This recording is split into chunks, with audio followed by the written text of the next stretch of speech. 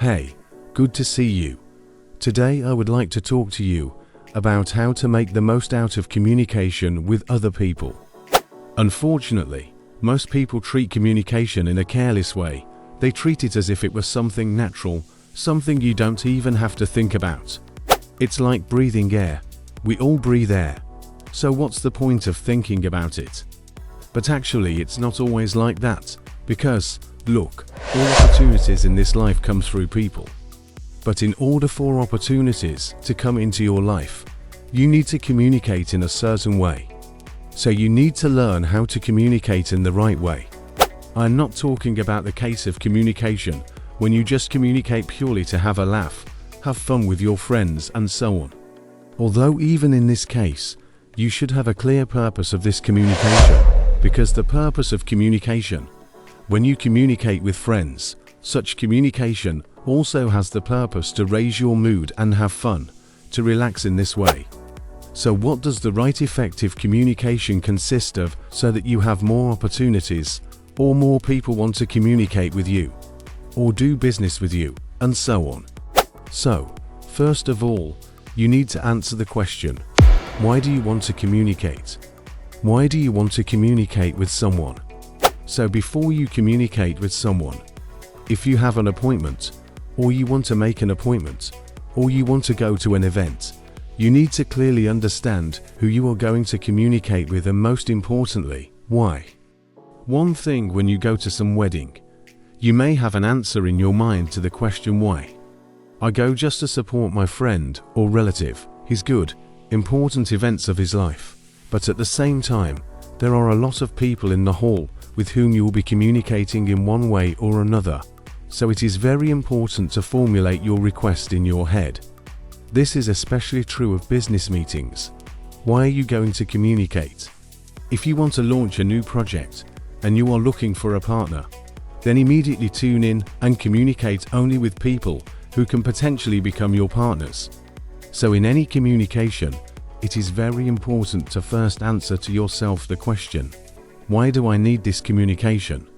Many people may think that when I say that, clearly formulate the purpose, why to communicate, now they will lose their humanity, and all the time now as robots will think, what is the purpose of my communication? It's really not like that at all. I am only referring to the business environment or the communication environment. When you need something, you want to achieve some goal. It is clear that when you communicate with relatives, you communicate with friends. When you just relax, you can communicate in any way you want. You intuitively understand why you communicate. You socialize to have fun, to relax, to laugh, and so on. I mean business socializing, when you're going to some conference, some forum, when you are or you've been called to some meeting, or you've called someone to a meeting. When there's a chance that you're going to meet a potential partner or client. I mean, you have to be prepared for exactly those occasions. There have probably been times in your life when you have found yourself in an awkward situation, when you need to clearly and quickly formulate the purpose of your communication, or when someone asks you what you do, and you give a rambling answer or a confused answer and so on. You are not ready for the conversation. There must have been cases when you regretted that you were not prepared for such a conversation. Or write another case when you have been aimlessly communicating with a person a lot, although you could have done some joint projects, some joint activities with this person. That is, you essentially burned aimlessly the time of communication, which could have been used to your advantage. And the third thing I'd like to ask you, make sure you write down how you've applied role-playing behavior in your life. I'm 100% sure you've subconsciously applied it. And just remember such cases when you changed your attitude towards a person, and that person automatically changed in response.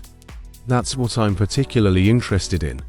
Second, you need to be clear about who you are communicating with. Once you've answered why to communicate, you need to determine who to communicate with. This is also very important.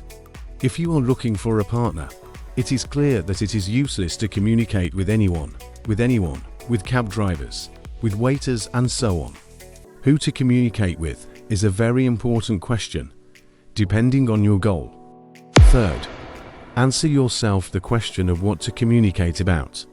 That is, formulate a certain framework of your communication in your head in advance. That is, you first introduce yourself, then you have a relaxed conversation, and then you cast some fishing line.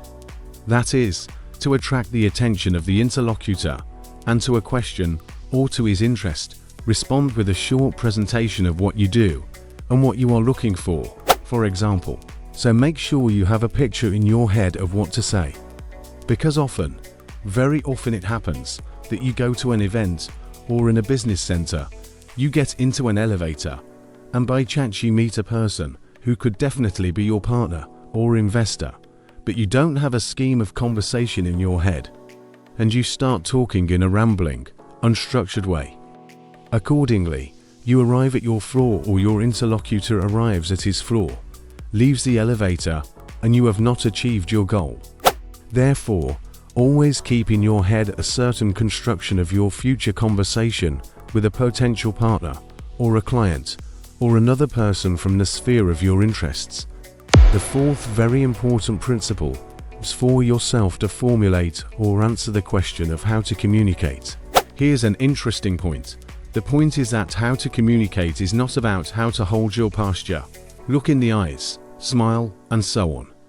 These are natural components. When you show interest in your interlocutor, it should happen naturally. I would like to talk about something else now. I would like to talk to you about such a phenomenon as role behavior. The fact is that we are all human beings, and all human beings have a certain tendency to be predictable. It's right in our genes to be predictable. We're afraid of being unpredictable. In general, people in society say that unpredictable people are inadequate. Unpredictable people are shunned, and in general, predictable behavior builds trust. If you look at a person, expect him to behave in one way, and he suddenly behaves differently, you understand that this person is a bit inadequate, and you automatically stop trusting him. So, you can use this mechanism of adequacy, predictability of human behavior. You must understand clearly that a person always fulfills some role per unit of time. For example, the role of a good father, the role of a businessman, the role of a manager, the role of a friend, the role of a partner, and so on. You can even notice it in communication with some people, how they immediately change their behavior. That is, when, for example, he can hold some official position with you, and then his friend comes up, and they very quickly somehow switch to a friendly note, quickly communicate like that, call themselves by some short names and so on. That is, he has abruptly moved from the role of a strict partner or potential partner to the role of a friend. So, when you communicate with any person, it is very important to immediately put on him as a coat the role that is favorable to you. What role could be favorable to you? Treat this person as if he is your old acquaintance whom you trust a lot. Treat him as a decent person, as an honest person, as a good person, as a kind person. And it will surprise you.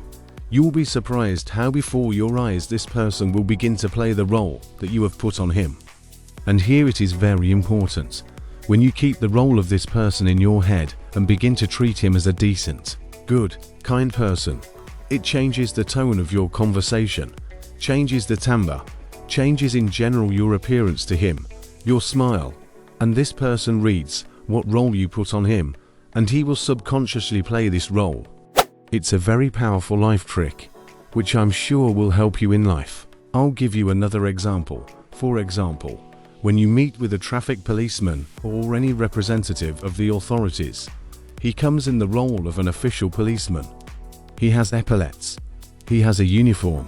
He has to be strict. What if you open the window and say, "Oh, brother," or "Oh, I'm sorry. That's the way it is. Could you help me?" That is, start treating him as your brother, as your own brother, or your father, or your guardian, or stop seeing his epaulets and see him as a good, kind, sympathetic person. You will immediately see how the policeman's voice and his attitude to you will change, and immediately this coldness in your relationship will disappear. Try it. I would recommend you to conduct such an exercise. When tomorrow, or when you meet a stranger, try to mentally put a role on him and try to treat him as this role requires. And look at his back reaction, how he will behave. This life hack really does work wonders. Subscribe to our YouTube channel and stay tuned for the latest releases. See you in the next videos.